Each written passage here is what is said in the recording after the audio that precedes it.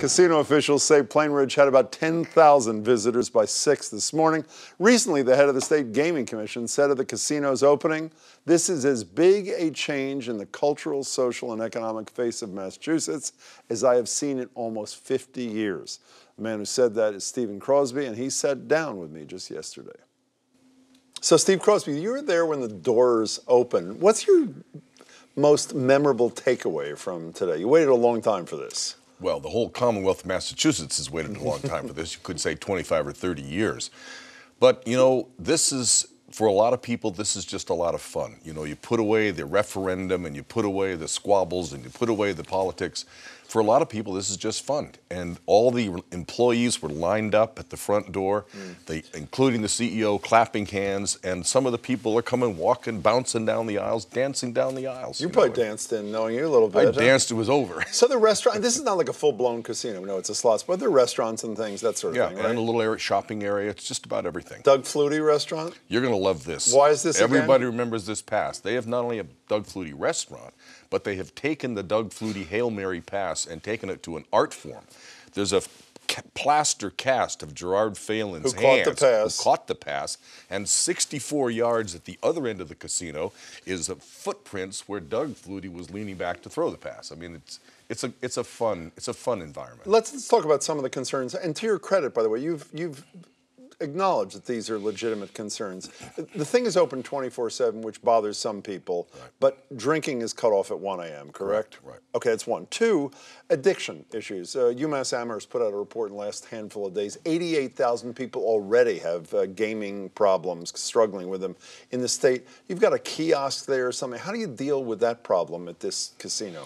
First of all, that was our report. That we put out that report. I didn't know that. We paid for it. We hired the UMass to do it because we want to know what the problems are now, and we want to see what happens when we introduce casinos. So how are you going to deal with it there?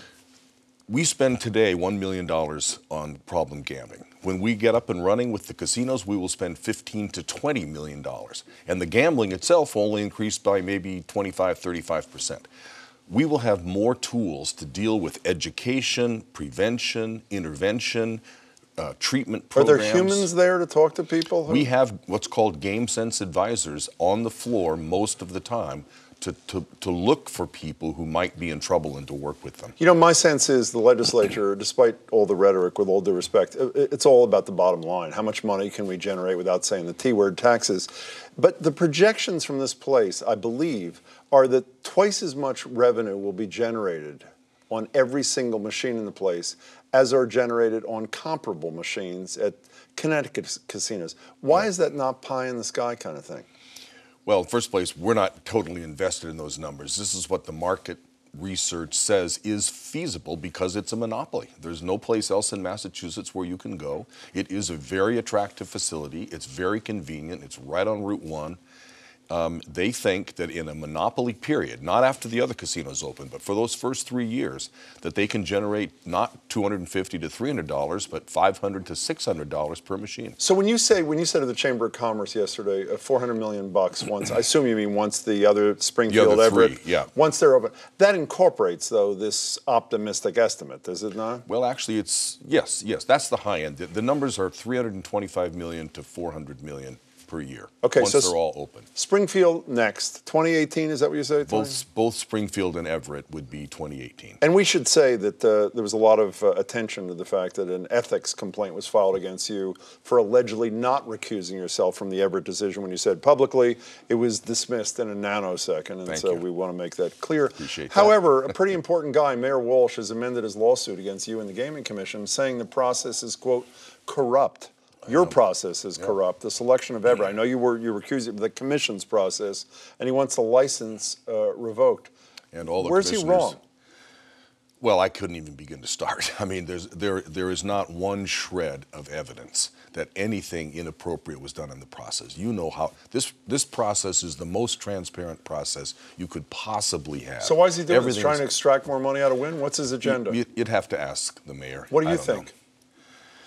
He's negotiating for a better deal. You know, who knows? You know, it's We just don't know. Our job is to just keep blocking and tackling and not bother when all the mortar rounds come flying in. And this last one's a little bit over the top, but we'll just keep moving along. Every time I see you, I ask the exact same question, so why not tonight? All that's left is Southeast Massachusetts. You've done Eastern, you've done Western, you've done the slots parlor. 73% of the people voted yes in New Bedford. Very narrow vote, 143 vote margin in Brockton. Right. Despite that, why not put everything on hold till you find out? Charlie Baker used to be a one casino guy in both campaigns, to find out if the market can sustain this, if you can keep crime and addiction under control. Wait a few years and find out if it works. You know, for this argument, there's another reason too, which is the Mashpee Wampanoag situation. Is are they going to get land in trust? Which might mean 5 casinos. So I'm right. So why not wait? Well, you have a perfectly legitimate point of view, but there's another point of view. What is it? Which is that every economic study that's ever been done says that we can sustain another casino.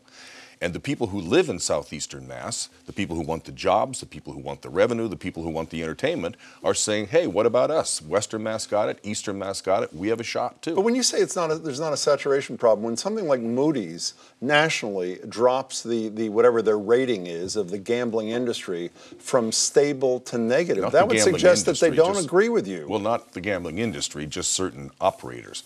The existing operators are going to be hurt. That's unfortunate, but that's going to happen. Connecticut and Rhode Island are going to have trouble. We don't have any casinos in Massachusetts. We're losing $10 billion a year of people in Massachusetts gambling in other states. If we do nothing more than bring back that $10 billion, Massachusetts will have $250 million in taxes and 10,000 jobs. Do you ever think you're going to get to this day, Steve Crosby? Hooray, we opened a casino. He's a happy man. Good to see you. Thank you. Take care. Thanks for having me.